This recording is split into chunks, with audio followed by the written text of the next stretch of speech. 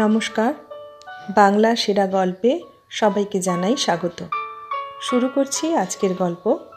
আজ পড়ে শোনাব মনীন্দ্রলাল বসুর লেখা গল্প মালতী। তাহলে শুরু করি গল্প মালতী। ভাদ্রের নদী কানায় কানায় পূর্ণ, কোথাও তরঙ্গের ভঙ্গি নেই। দুই তীরের সুবর্ণ বর্ণের শস্যক্ষেত্র জলমগ্ন। সুবিস্তীর্ণ জলরাশি দিগন্ত ব্যাপিয়া শান্ত পরিপূর্ণতার রূপ। শরৎ প্রভাতের স্বচ্ছ আলোকে হরিতশ্যাম চিত্রপট ঝলমল করিতেছে। মাঝে মাঝে নদী জলধারা মৃদু বাতাসে আন্দোলিত হইয়া ছলছল করিয়া উঠিতেছে। ডেপুটিবাবুর বজরা ধীরে চলিয়াছে। মাঝিরা সারা রাত্রি লগি ঠেলিয়া ঠেলিয়া এক প্রকাণ্ড বিল পার হইয়া শ্রান্ত। ভোরবেলা বজরা বড় নদীতে আসিয়া পড়িয়াছে। সকালের বাতাস উঠিতেই পাল তুলিয়া দিয়া মাঝিরা তাম্রকূট সেবনের বন্দোবস্ত করিতেছে। সুকুমার ট্যুরে বাহির হইয়াছে, সঙ্গে স্ত্রী মনোরমা। বিবাহ বহুদিন হইয়াছে, কিন্তু ডেপুটি গৃহিণীর কোনো সন্তান হয় নাই। স্বামী ট্যুরে বাহির হইলে তিনিও স্বামীর সহিত বাহির হন। তাছাড়া এবার জমিদার বাড়ির বজরা পাওয়া গিয়াছে। পৃথক রান্নাঘর, স্নানের ঘর প্রভৃতির অত্যন্ত সুবন্দোবস্ত। পাড়িও দীর্ঘ। বজরার ছাদে এক বেতের চেয়ারে বসিয়া সুকুমার শারদ নদীর শোভা দেখিতেছিল। জলময় অগাধ পরিপূর্ণতা, দিকে দিকে রৌদ্রোজ্জ্বল শ্যামশ্রী, আকাশে নির্মল নীলিমা। পৃথিবী যে কি অপূর্ব সুন্দরী, তাহা সে কোনো দিন এমন গভীরভাবে অনুভব করে নাই। কিন্তু এই বাধাহীন সোনালি আলোকময় আকাশ, এই বহুদূর বিস্তৃত স্তব্ধ জলরাশি, এই মৃদু হিল্লোলিত শস্যক্ষেত্রের গাঢ় সবুজ হইতে চঞ্চল মেঘস্তূপের মায়াময় শুভ্রতা পর্যন্ত অসীম পৃথিবী ভরিয়া যেমন গভীর শান্তি, তেমনি করুণাপূর্ণ বিষণ্ণতা। সুকুমারের দুই চোখ ছলছল করিয়া উঠিল। পরিপূর্ণ সৌন্দর্যের সহিত বুঝি গভীর বেদনা জড়িত। নদীটি একটু সংকীর্ণ হইয়া আসিতেছে। অদূরে ছোট গ্রাম, তীরে বড় বড় নারিকেল, খেজুর, আম, নানা প্রকার ছায়াতরু, বাঁশবন, সরবন। একটি বৃহৎ বটবৃক্ষ অতি বৃদ্ধ প্রপিতামহের মতো জীর্ণ স্তব্ধ। পাতা প্রায় সব ঝরিয়া পড়িয়াছে। শুধু সুদীর্ঘ শাখা প্রশাখাগুলি আঁকিয়া বাঁকিয়া বিদ্যুল্লতার মতো কোনো মত্ত আবেগে দিক বিদিকে প্রসারিত। মাঝিরা সেই পুরাতন বটবৃক্ষের নিচে বজরা বাঁধিল। চাপরাশি সেলাম করিয়া নিবেদন করিল, হুজুর, নন্দীগ্রাম যেতে হলে এখানে নামতে হবে। নন্দীগ্রামের পেয়াদা ঘাটে বসে আছে দেখছি। পথে নন্দীগ্রামে ইন্সপেকশনে যাইবার কথা। সুকুমার উঠিয়া দাঁড়াইল। কোট প্যান্ট পরিয়া চা খাইয়া সে তৈরিই ছিল। চাপরাশিকে বলিল, আমার হ্যাট ও ছড়ি নিয়ে এসো। নন্দীগ্রাম এখান থেকে কত দূর? চাপরাশি উত্তর দিল, আগে 2 মাইল পথ হবে। সুকুমার বুঝিল 2 ক্রোশের কম হইবে না। ঘোড়া পাইলে সুবিধা হইত। পালকি বা গরুর গাড়িতে যাওয়ার চেয়ে হাঁটিয়া যাওয়া ভালো। শীঘ্র বাহির হওয়া দরকার। ডেপুটি গৃহিণী বজরার ভিতর হইতে বাহির হইয়া আসিয়া বলিলেন, ওগো, বেশি দেরি করো না, আর আড্ডালিকে দিয়ে 2টো মুরগি পাঠিয়ে দিও। শিগগির মিঠে কোরমা করব, কেমন? সুকুমার তাহার স্ত্রীর দিকে বিস্মিত হইয়া চাহিল। 8 বৎসর তাহাদের বিবাহ হইয়াছে। তবু মাঝে মাঝে কেন মনে হয় তাহার স্ত্রী তাহার নিকট সম্পূর্ণ অপরিচিতা। সে অবাক হইয়া যায়। স্ত্রী বলিলেন, কি অমন হাঁ করে চাইছ কি? দেখো, আলু আর 2 দিন হবে। এ গ্রামে যদি আলু পাওয়া যায় দেখো তো। আচ্ছা বলিয়া সুকুমার মাথায় শোলার টুপি দিল। তীরে নামিয়া একটু চলিতেই সুকুমার চমকিয়া উঠিল। থমকিয়া দাঁড়াইয়া চারিদিকে বিস্মিত নয়নে দেখিতে লাগিল। এই গ্রাম, এই পথ তাহার বহু পরিচিত মনে হইল, যেন কোনো পূর্বজন্মে দেখা। কোনো স্বপ্নে জানা। তাহার মনে হইল এমনই এক করুণ মধুর প্রভাতে ওই বটগাছের নিচে তাহাদের নৌকা আসিয়া লাগিল। সে তাহার বন্ধুর সহিত উৎসুক অন্তরে আনন্দে তীরে নামিল। হাস্যে গল্পে গ্রাম্যপথ মুখরিত করিয়া চলিল। সে কি কোনো স্বপ্নে এই শান্ত সৌন্দর্যলোকে আসিয়াছিল? ধীরে সুকুমারের মনে পড়িল, বোধহয় 9 বৎসর পূর্বে হইবে। তখন সে এমএ পড়ে। সতীশ রায় তাহার অন্তরের বন্ধু ছিল।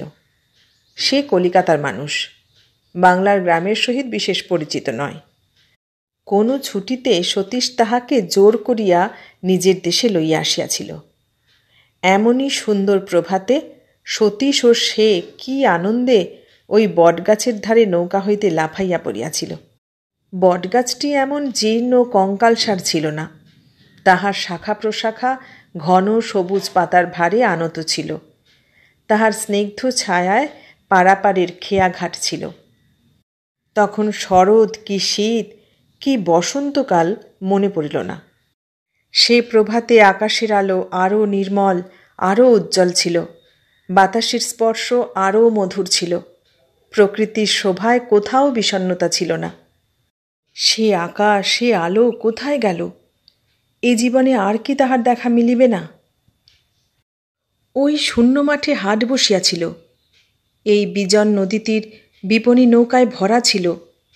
নদী এত স্ফীত, এত প্রশান্ত ছিল না। কিন্তু সুকুমারের মানস নদী ছিল কুলে কুলে ভরা। সতীশ ও সুকুমার তীরে নামিতেই এক বালিকা কণ্ঠে দাদা আহ্বানধ্বনি তাহাদের কানে আসিয়া পৌঁছিল। কিন্তু সুমিষ্ট আহ্বানকারিণীকে কোথাও দেখা গেল না। সতীশ হাসিয়া বলিল, ও মালতী, কোথাও নিশ্চয় লুকিয়ে আছে, বটগাছের পেছনে হবে। মালতী! বটগাছের পিছন হইতে এক কিশোরী হাসিয়া ছুটিয়া আসিয়া দাদা বলিয়া সতীশকে প্রণাম করিল। সতীশ তাহাকে একটু আদর করিয়া বলিল, ইনি আমার বন্ধু সুকুমার, মস্ত কবি। মালতী মুগ্ধ চোখে সুকুমারের দিকে চাহিল। সদ্য ফোটা শেফালির মতো স্নিগ্ধ চাহনি। দাদার বন্ধুকেও প্রণাম করা উচিত ভাবিয়া সুকুমারকে প্রণাম করিতে আসিল। না না, করো কি বলিয়া সুকুমার একটু পেছনে সরিয়া গিয়া মালতীর হাত ধরিল। মালতী ঘাড় হেঁট করিয়া কোনো মতে প্রণাম সারিয়া লইল। তাহার মুখ রাঙা হইয়া উঠিল। দাদা শিগগির চলো, মাসিমা বড় ভাবছেন। তোমাদের কাল সন্ধেতে আসবার কথা ছিল, মাসি সারা রাত ঘুমননি। সতীশ বলিল, বাহ, আমরা যে কাল তীরনের বিলে পথ হারিয়ে সারা রাত ঘুরেছি। চল, তোর জন্যে ভালো শাড়ি আর ছবির বই এনেছি। তিনজনে গ্রাম্য পথ দিয়া চলিল। মধ্যে সতীশ, এক পার্শ্বে সুকুমার, অপর পার্শ্বে মালতী। মালতী সতীশকে বাড়ির ও গ্রামের নানা সংবাদ বলিতে বলিতে চলিল। তাহার সুমিষ্ট কুমারী কণ্ঠে সরল হাস্যলহরী চারিদিকে উচ্ছ্বসিত হইয়া উঠিল। সুকুমার নীরব মুখে মালতীর কণ্ঠস্বর বাক্যধারা শুনিতেছিল। বাংলা ভাষা যে এত সহজ, এত মিষ্ট হইতে পারে, তাহা সে কোনো দিন ভাবে নাই। মালতীর কথা সে সতীশের নিকট বহুবার শুনিয়াছে। পিতৃমাতৃহীনা এই বালিকা সতীশের মাস্তুত বোন। সতীশের মার কোনো কন্যা সন্তান নাই। তিনি মালতীকে আপন কন্যার অধিক যত্নে রাখিয়াছেন। সতীশের ইচ্ছা মালতীকে কলিকাতায় আনিয়া স্কুলে পড়ায়। কিন্তু সতীশের মাতা কলিকাতায় আসিয়া থাকিতে চান না। গ্রামের জমিজামা দেখিবার ভার নায়েব মহাশয়ের হাতে দিতে তিনি নারাজ। একবার তিনি কলিকাতায় আসিয়া থাকিতে চাহিয়াছিলেন, কিন্তু এই বদ্ধ নগরে ক্ষুদ্র বাড়ির মধ্যে দুদিনেই হাঁপাইয়া উঠিয়াছিলেন। তিনি অল্প বয়সে বিধবা হইয়াছেন। সতীশ তাহার একমাত্র পুত্র। আপন বুদ্ধি পরিশ্রমে ক্ষুদ্র জমিদারির পরিচালনা করিয়া তিনি সতীশকে মানুষ করিয়া তুলিয়াছেন। মালতীও সতীশের মাকে ছাড়িয়া থাকিতে চায় না। সেজন্য কলিকাতায় আসিয়া তাহার শিক্ষালাভ হইল না। সে গ্রামের স্কুলে কিছুদিন পড়িয়াছে। তারপর সতীশ যখন ছুটিতে যায় তাহাকে পড়াইতে বসে। বই পড়া বিশেষ হয় না। নানা গল্পে সে দেশের বিজ্ঞানের নানা কথা তাহাকে বুঝাইতে চেষ্টা করে। মালতীকে সুকুমারের অপূর্ব বোধ হইল। দূরে শাড়ি পরা, কোঁকড়া চুল পিঠে দুলিতেছে, আয়ত কৃষ্ণচক্ষু দুটিতে স্নিগ্ধ সরলতা, সহজ হাসি মাখানো সুস্থ দীর্ঘ তনু বিকশিত সদ্য প্রস্ফুটিত মৃণালের মতো, কিন্তু মুখখানি অতি কচি, শ্যামবর্ণ। এই শরতের শ্যামশ্রীর মধ্যে গৌরবর্ণ মানায় না, তাহার শ্যামবর্ণই সবচেয়ে সুন্দর দেখায়। বালিকার চঞ্চলতা তাহার চক্ষের নাচনে, দেহের ভঙ্গিতে। নিষ্কলুষ চিত্তের স্বচ্ছতা সরল সুকুমার মুখে প্রকাশিত। বিকচন্মুখ কুড়ির ওপর ভৃঙ্গের মতো তাহার কিশোরী তনুতে যৌবন আসিয়া বসিয়াছে। তাহার অন্তর্বাসিনী সে সংবাদ এখনও জানে না। গ্রাম ছাড়াইয়া তাহারা অবারিত মাঠের মধ্যে আসিয়া পড়িল। যতদূর চক্ষু যায় সোনালি ধানের ক্ষেত, হরিতে হিরণে সবুজে সুনীলে কি অপরূপ শোভা। ক্ষেতের মধ্য দিয়া একটি পায়ে হাঁটা পথ আঁকিয়া বাঁকিয়া গিয়াছে। এই পথ দিয়া সতীশের বাড়ি যাইতে হইবে। চারিদিকে সতীশের জমি, কয়েক শত বিঘা। হুজুর, ওদিকে পথ নেই, নন্দীগ্রাম যাবার পথ এদিকে। যেন স্বপ্ন হইতে জাগিয়া চমকিয়া সুকুমার চাহিল। সম্মুখে তকমাধারী দুই পেয়াদা, চারিদিকে শূন্য প্রান্তর ধুধু করিতেছে। কোথাও ধান কাটা হইয়া গিয়াছে, কোথাও পোড়ো জমি, কোথাও জল জমিয়া পানায় ভরিয়া গিয়াছে। ডেপুটি জীবনের মূর্তিমান সাক্ষ্যস্বরূপ পেয়াদা দুইটি আবার বলিয়া উঠিল, হুজুর, পথ এদিকে, ওদিকে মাঠের মধ্যে কোথায় যাবেন? সুকুমার গম্ভীর স্বরে বলিল, রায়দের বাড়ি যাবার পথ কোন দিকে হবে? স্থানীয় পেয়াদাটি উত্তর দিল, কোনো পথ নেই হুজুর, আলে আলে যেতে হবে। তাদের তো কেউ নেই হুজুর, বাড়ি ভেঙে পড়েছে, সব জঙ্গল হয়ে গেছে। সুকুমার বলিল, আচ্ছা তোমরা যাও, আজ আর নন্দীগ্রামে যাওয়া হবে না, তোমরা ফিরে যাও, আমার এদিকে একটু কাজ আছে। পেয়াদারা অতি বিস্মিত হইয়া সেলাম করিয়া চলিয়া গেল। কাদা ভাঙিয়া আল পার হইয়া কাশবনের পাশ দিয়া বাঁশবনের মধ্য দিয়া জঙ্গলময় বাগানে ঢুকিয়া সুকুমার এক ভগ্ন অট্টালিকার সন্ধানে চলিল। মাথা হইতে টুপি দুইবার পড়িয়া গেল, জামা দু জায়গায় ছিঁড়িয়া গেল, হাত পা ক্ষতবিক্ষত হইতেছে, সেদিকে তাহার লক্ষ্য নাই। তাহার মনে হইল তাহার সহিত সতীশ ও মালতী হাসিয়া গল্প করিতে করিতে চলিয়াছে। মালতী বলিল, দেখো দাদা, কি সুন্দর ধান হয়েছে।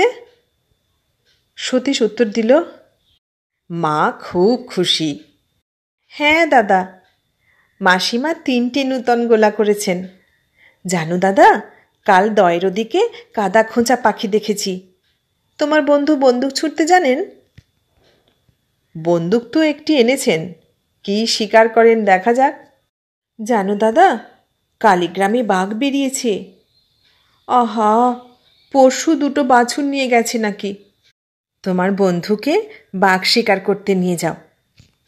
ওরে বুড়ি, উনি কবি যে, উনি কি এখানে বাঘ শিকার করতে এসেছেন? উনি এসেছেন প্রকৃতির শোভা দেখতে, গাছ ফুল পাখি চিনতে, পাড়া গাঁয়ে চাষারা কেমন থাকে তাই জানতে। দাদা, এবার কিছু আমাদের কপির চাষ করতে হবে। আমজাম বাগান ভরিয়া বাতাস মর্মরিত হইয়া উঠিল। মালতীর সরল হাস্যোচ্ছ্বাস সুকুমারের কানে বাজিতে লাগিল। কোথায় সেই দহ? দহটি প্রথম দেখিয়া সুকুমার চমৎকৃত হইয়াছিল। 4 মাইল লম্বা ও প্রায় 1 মাইল চওড়া এই দহ হ্রদের মতো মনে হয়। সতীশের পিতা এই দহের তীরে পৈতৃক পুরাতন বাড়ি ভাঙিয়া প্রকাণ্ড দোতলা বাড়ি নির্মাণ করিয়াছিলেন। বৃহৎ ভগ্ন অট্টালিকার সম্মুখে সুকুমার আসিয়া দাঁড়াইল। দরজা জানালার পাল্লাগুলি কে খুলিয়া লইয়া গিয়াছে, সম্মুখের বারান্দা ভাঙিয়া পড়িয়াছে, দেওয়ালে বহুস্থানে বালি খসা, একদিকের ছাদ নিচু হইয়া বাড়িটি যেন হেলিয়া গিয়াছে। নানা বন্যলতা বাড়ির সর্বাঙ্গ জড়াইয়া উঠিয়াছে। চারিদিকে খেজুর নারিকেল গাছের ভিড়। জলাভূমি, সেই দিগন্ত বিসারী নির্মল দহ আর নাই। শোলা, কলমি, কচুরিপানা, চেঁচো ঘাসে বদ্ধ জলা। তীরের নিকট কোথাও বা লাল সাদা নানা রঙের শাপলা ফুল। কাকচক্ষু অগাধ জলরাশি গলিত রজতধারার মতো টলমল করিত।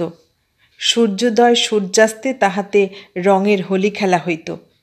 মেঘের ছায়া পড়িত, চাঁদের মায়া ঘনাইত, অন্ধকার রাত্রে দর্পণের মতো চকমক করিয়া উঠিত। কোথায় সেই দহ? ভাঙা ঘাটে এক পাথরের উপর সুকুমার বসিয়া পড়িল। তাহার যেন আর দাঁড়াইবার শক্তি নাই। ঘাটের বাঁধানো বসিবার স্থান অশ্বত্থমূল বিদারিত। চারিদিকে প্রাচীন শাখাবহুল বৃক্ষগুলি আন্দোলিত করিয়া হা হা করিয়া বাতাস বহিয়া গেল। সম্মুখে সবুজের পঙ্কিল আস্তরণের মধ্যে একটু জল রৌদ্রে ঝিকিমিকি করিতেছে, অশ্রু ভরা নয়নের মতো করুণ। স্বপ্ন ছবির পর ছবি ভাসিয়া উঠিল, কোনো পূর্ব সুখ জীবনের কথা। বহু বৎসর পূর্বে সতীশ ও মালতীর সহিত কাটানো এই দহের ধারের দিনরাতগুলি গল্পের একটানা সুতোর, সে কথা সে ভাবিতে পারিল না। বেদনার টানে সুতা বারবার ছিঁড়িয়া গেল। স্মৃতিকথক নহে, সে চিত্রশিল্পী। চিরপ্রবাহমান জীবন হইতে কয়েকটা দৃশ্য বাছিয়া সে ছবি আঁকিয়া রাখিয়াছে। সুকুমারের মনে পড়িল খণ্ড খণ্ড ঘটনা। কলিকাতায় কখনো সে ভরে উঠিত না, কিন্তু সতীশদের গ্রামে আসিয়া প্রতিদিন সে সূর্যোদয়ের পূর্বে উঠিত। দহের ধার দিয়া শিশির ভেজা ঘাসের উপর বহুদূর চলিয়া যাইত। তাল নারিকেল পত্রগুলির মধ্য দিয়া সূর্যোদয় দেখিতে বড় ভালো লাগিত। এক উষায় জাগিয়া দেখিল সতীশ তখনও ঘুমাইতেছে। তাহাকে জাগাইল না। একা ঘর হইতে বাহির হইল। চারিদিক তখনও ছায়া ভরা। প্রকাণ্ড প্রাঙ্গণে ধানের গোলাগুলি পার হইয়া সে গোয়াল ঘরের সম্মুখে আসিয়া পড়িল। পরিচ্ছন্ন বৃহৎ গোয়ালঘর। তাহার আঙিনাতে এক পরিতৃপ্ত পরিপুষ্ট গাভীর পার্শ্বে মালতীর স্নিগ্ধ মূর্তি, আবছায়ায় রহস্যময়। সুকুমার পা টিপিয়া গাভীর দিকে অগ্রসর হইল। তরল অন্ধকারে অজানা মানব মূর্তি দেখিয়া গাভীটি ভীত হইয়া লাফাইয়া উঠিল। তাহার পায়ের আঘাতে দুধে ভরা এক পিতলের বালতি উল্টাইয়া পড়িল। মালতী চেঁচাইয়া উঠিল, পুঁটি কি করলি?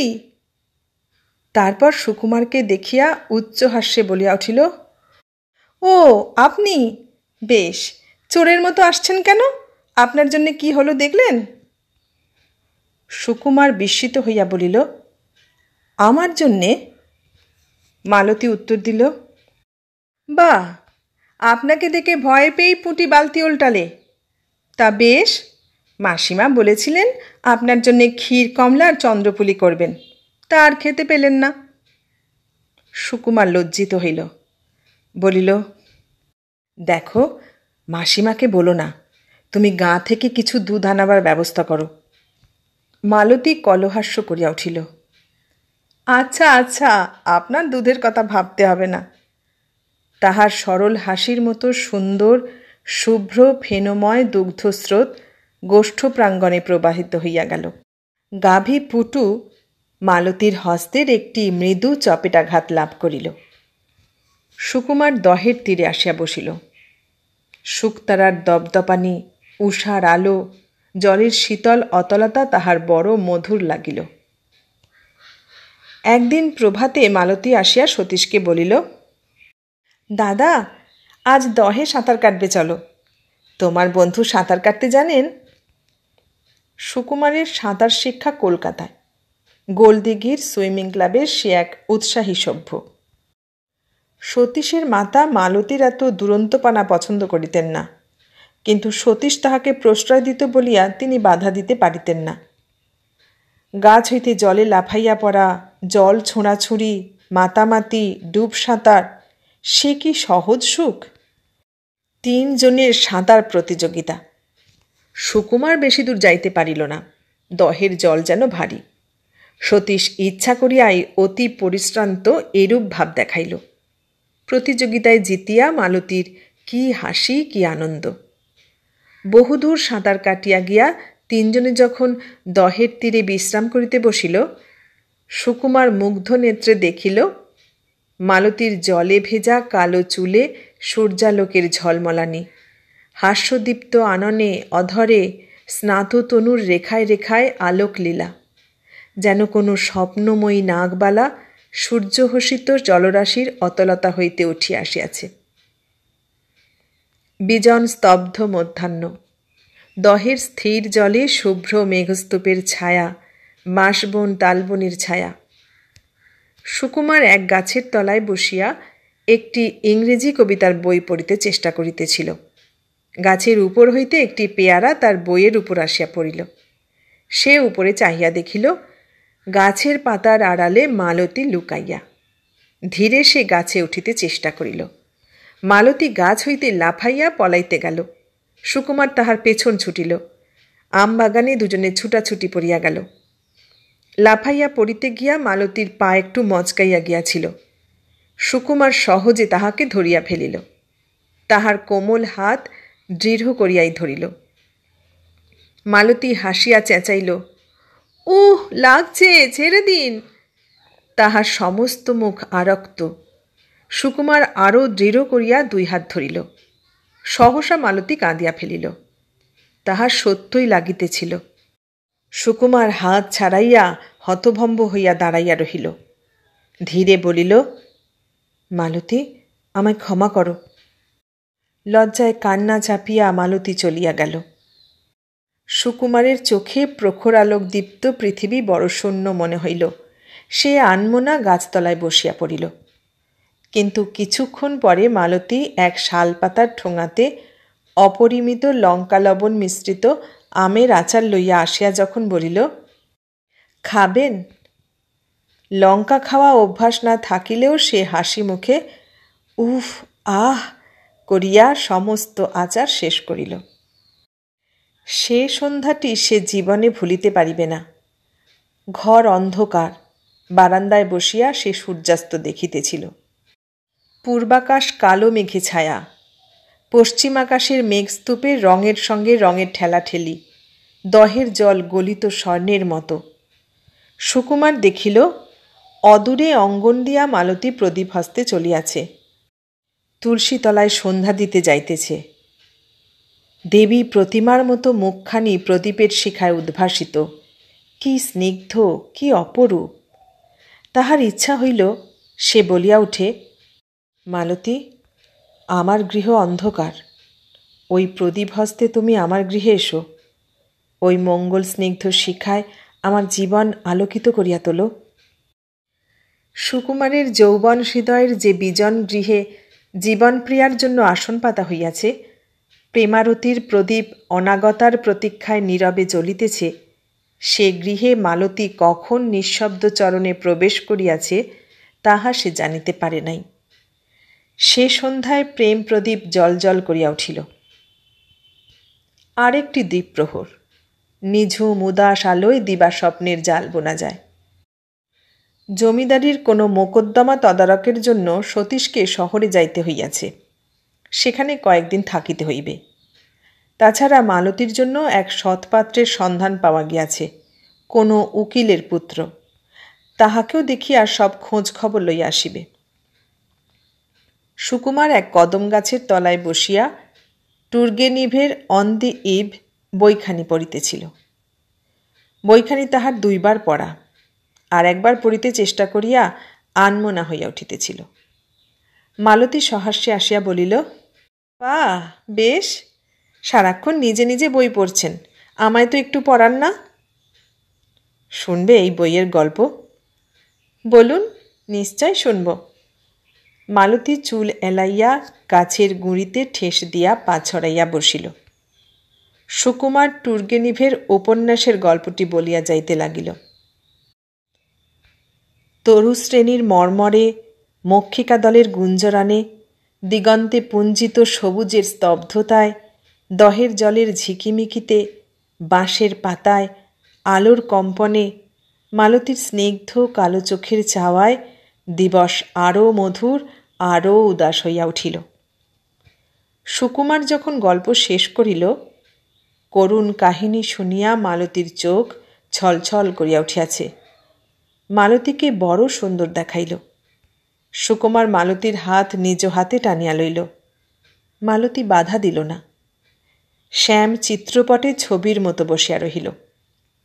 সুকুমার ধীরে বলিল, মালতী, তোমাকে আমি ভালোবাসি।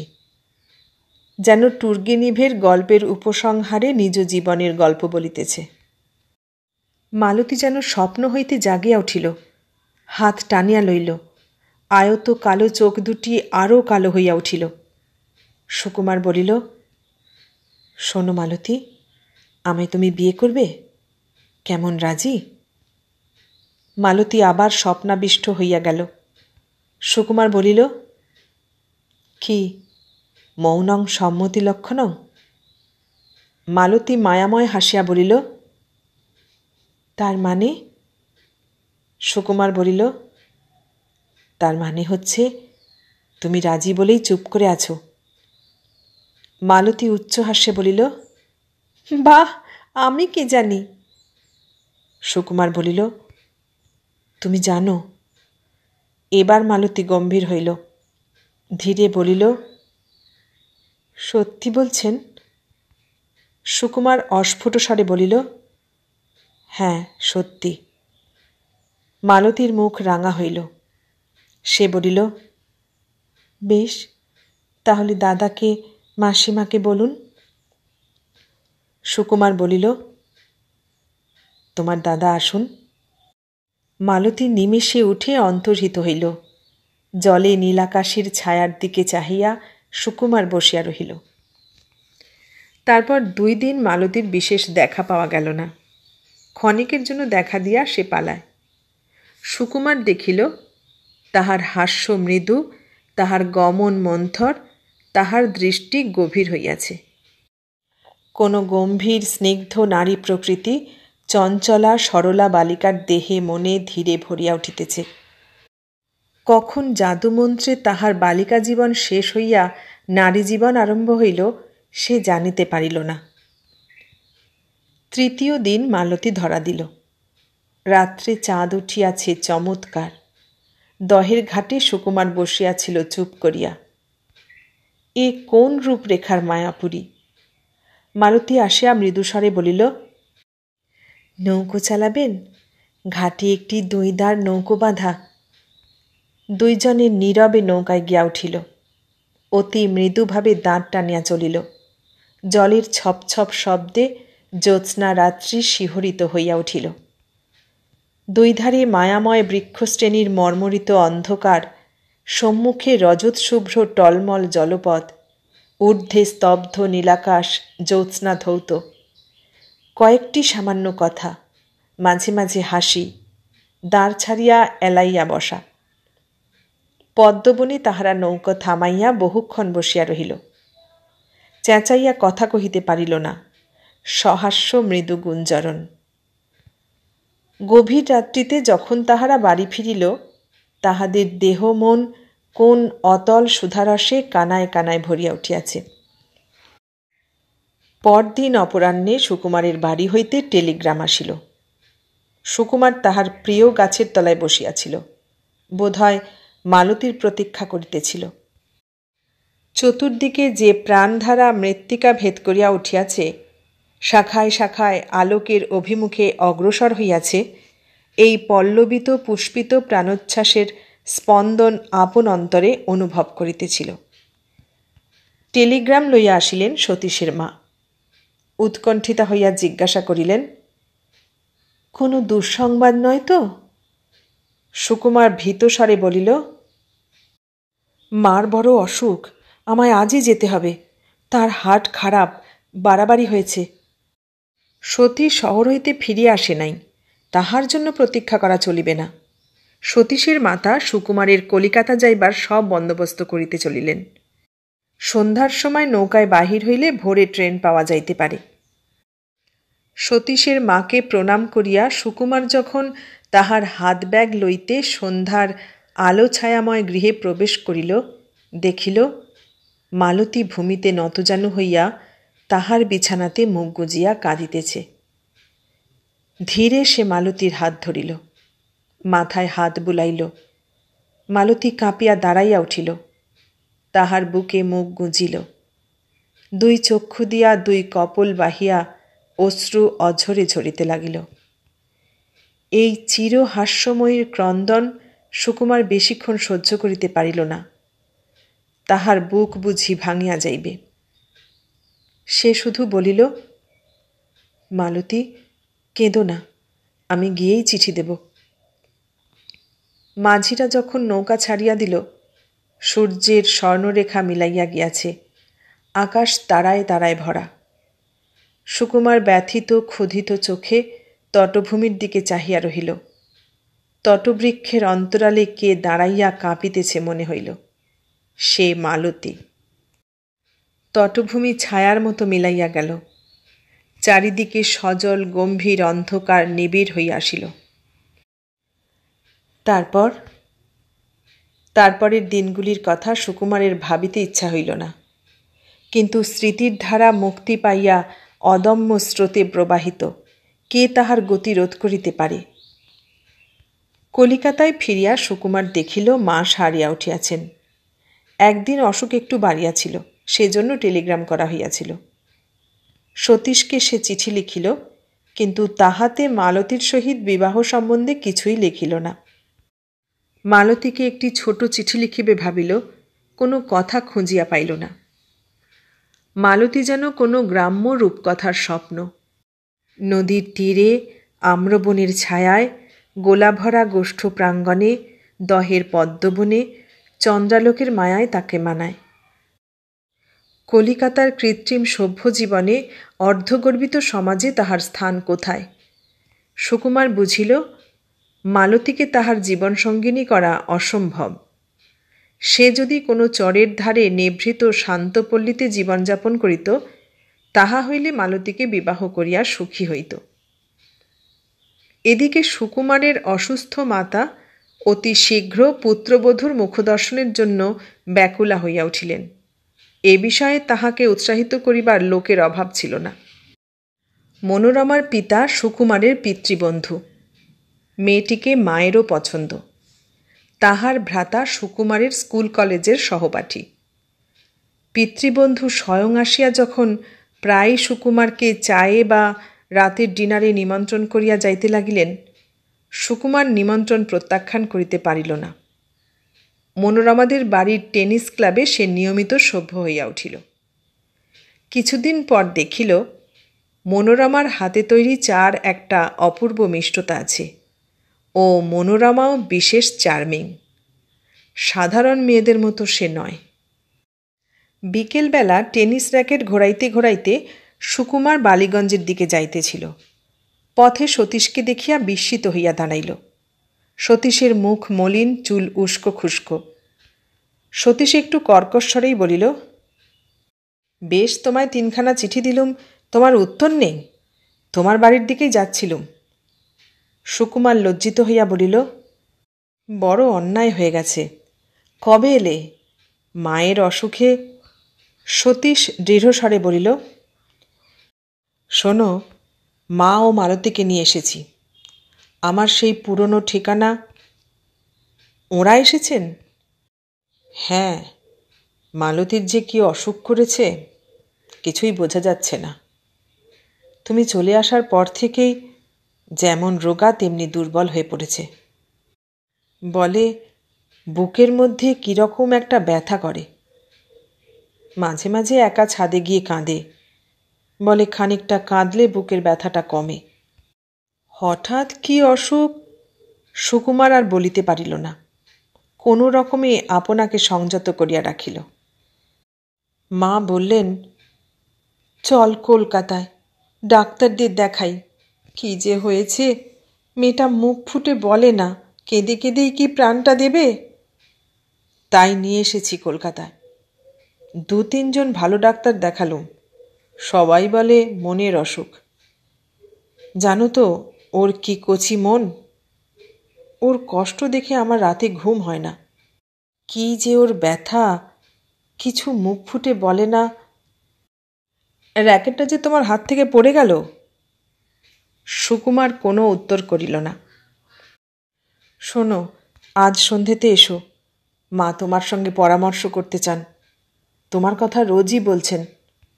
দেখো ভাই, আজ আমার একটা বিশেষ এনগেজমেন্ট রয়েছে, আমি কাল যাব। আচ্ছা, কাল নিশ্চয় এসো, আমি সারাদিন বাড়ি থাকব। বালিগঞ্জ যাইতে সুকুমারের আর ইচ্ছা করিল না, কিন্তু কে যেন তাহাকে টানিয়া লইয়া গেল। 2 দিন হইল মনোরমার সহিত তাহার এনগেজমেন্ট হইয়া গিয়াছে। পরদিন সতীশের বাড়ি যাওয়া হইল না। চন্দননগরে গঙ্গার ধারে এক সুন্দর বাগান পাওয়া গিয়াছে, পিকনিকের ব্যবস্থা হইয়াছে। বহু প্রতিবাদ সত্ত্বেও সুকুমারকে মনোরমাদের সঙ্গে যাইতে হইল। তারপর দিন টেনিস টুর্নামেন্ট আরম্ভ। প্রথম খেলাতেই সুকুমার। সত্যই কি সে একটু সময় করিয়া মালতীকে দেখিতে যাইতে পারিত না? দিনের পর দিন আপনাকে নানা কাজে অকাজে জড়াইয়া সে মনকে বোঝাইতেছিল তাহার সময় নাই। ভাবী শ্বশুরের সুপারিশে গভর্নমেন্ট চাকরির চেষ্টা চলিতেছিল। বঙ্গ গভর্নমেন্টের কয়েকজন উচ্চতম ইংরেজ কর্মচারীর সহিত দেখা করা বিশেষ আবশ্যক বিবেচনা করিয়া সে দার্জিলিং চলিয়া গেল। 7 দিন পরে যখন সে কলিকাতায় ফিরিয়া আসিল, সতীশ তাহার মা ও বোনকে লইয়া দেশে ফিরিয়া গিয়াছে। সতীশকে চিঠি লিখিয়া কোনো খবর লইতে সে লজ্জাবোধ করিল। সংবাদটি কোনো সহপাঠী বন্ধু তাহাকে লিখিয়া পাঠাইয়াছিল। 3 মাস পরে হইবে। মনোরমার সহিত মহা ধুমধামে তাহার বিবাহ হইয়া গিয়াছে। ডেপুটিগিরি চাকরিও লাভ হইয়াছে। বাংলার কোনো ম্যালেরিয়া প্রপীড়িত শহরে গিয়া সে ম্যালেরিয়াক্রান্ত অসুখের সংবাদ জানিয়া মনোরমা তাহার পিতার সহিত স্বামীর নব কর্মস্থলে যেদিন আসিল, সেই দিনই সন্ধ্যায় বন্ধুর পত্র আসিল। অপরাহ্নে প্রচুর কুইনিন খাইয়া রাগ মুড়ি দিয়া সুকুমার সার্কিট হাউসের বারান্দায় বসিয়াছিল। ডাক পিয়ন চিঠি দিয়া গেল। দীর্ঘ পত্রটি 2 বার পড়িল, সব যেন বুঝিতে পারিল না। কুইনিন খাইয়া তাহার মাথা ঝিমঝিম করিতেছে। শুধু এইটুকু বুঝিল, মালতীর মৃতদেহ দহের জলে পাওয়া গিয়াছে। অন্ধকার রাত্রিতে একটি ছোট নৌকা লইয়া মালতী দহ পার হইতে চেষ্টা করে। দহের মধ্যস্থানে গিয়া তাহার নৌকা উল্টাইয়া যায়। সে অত্যন্ত দুর্বল ছিল। সে ইচ্ছা করিয়া ডুবিয়াছিল না তাহার সাঁতার কাটিবার শক্তি ছিল না, তাহা কেহ বলিতে পারে না। সে রাত্রিতে সুকুমারের আবার জ্বর আসিল। জ্বর উঠিল 105 ডিগ্রি। সমস্ত রাত্রি ও পরদিন সে বিকারগ্রস্ত হইয়া ভুল বকিল, মালতী, মালতী। অর্ধ সংজ্ঞাহীন অবস্থায় তাহাকে কলিকাতায় লইয়া আসিতে হইল চিকিৎসার জন্য। 2 মাস পরে যখন সে সুস্থ হইয়া উঠিল, সতীশকে দীর্ঘ পত্র লিখিল। কোনো উত্তর আসিল না। খোঁজ লইয়া জানিল, মালতীর মৃত্যুর 7 দিন পরেই সতীশের মাতার মৃত্যু হইয়াছে। সতীশ তাহার সমস্ত জমিদারি বেচিয়া ব্রাজিলে চলিয়া গিয়াছে। দক্ষিণ আমেরিকায় জমি কিনিয়া সে বসবাস করিবে। শুধু পৈতৃক বাড়ি ও দহ বৃদ্ধ নায়েবের তত্ত্বাবধানে রাখিয়া গিয়াছে।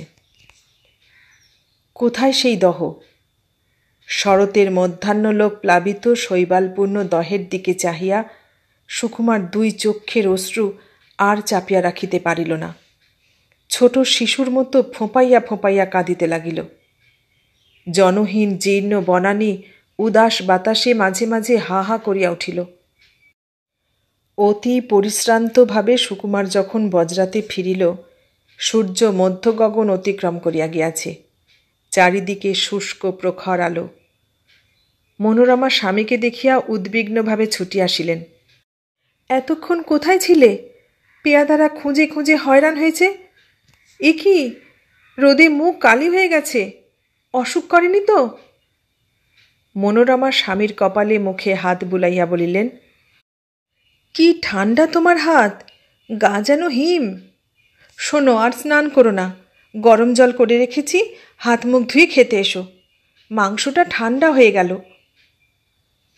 একটু পরে মনোরমা যখন সকল খাবার আনিয়া টেবিলে রাখিলেন, দেখিলেন স্বামী অতি ক্লান্ত, অতি উদাসভাবে চেয়ারে বসিয়া। বা, ওঠো, হাতে মুখে একটু জল দিয়ে এসো। ওগো, দেখো তো মাংসটা কেমন হয়েছে। একটি ছোট প্লেটে মুরগির মিঠে কোরমা আনিয়া মনোরমা স্বামীর সম্মুখে ধরিলেন। সুকুমার এক টুকরা মাংস হতাশভাবে মুখে পুরিল। রান্না আলুনি মনে হইল। লবণহীন মাংসখণ্ড কোনরূপে গিলিয়া সে উঠিয়া দাঁড়াইল। তাহার যেন দম আটকাইয়া যাইতেছে। বেগে বাহিরে গিয়া সে মাঝিদের হুকুম দিল, নোঙর তুলিয়া নৌকা ছাড়িয়া দিতে। তকমাধারী পেয়াদাটি বলিল, হুজুর, নন্দীগ্রামে। সুকুমার মৃদুকণ্ঠে হুকুম দিল, দরকার নেই, নোঙর তোলো, চলো, এগিয়ে চলো। এতক্ষণ শুনলেন মনীন্দ্রলাল বসুর লেখা গল্প মালতী। কেমন লাগলো গল্পটা? ভালো লাগলে লাইক, কমেন্ট, শেয়ার করবেন। আর নতুন বন্ধু হলে সাবস্ক্রাইব করার অনুরোধ রইল। সবাইকে অনেক ধন্যবাদ জানিয়ে আজ এখানেই শেষ করলাম।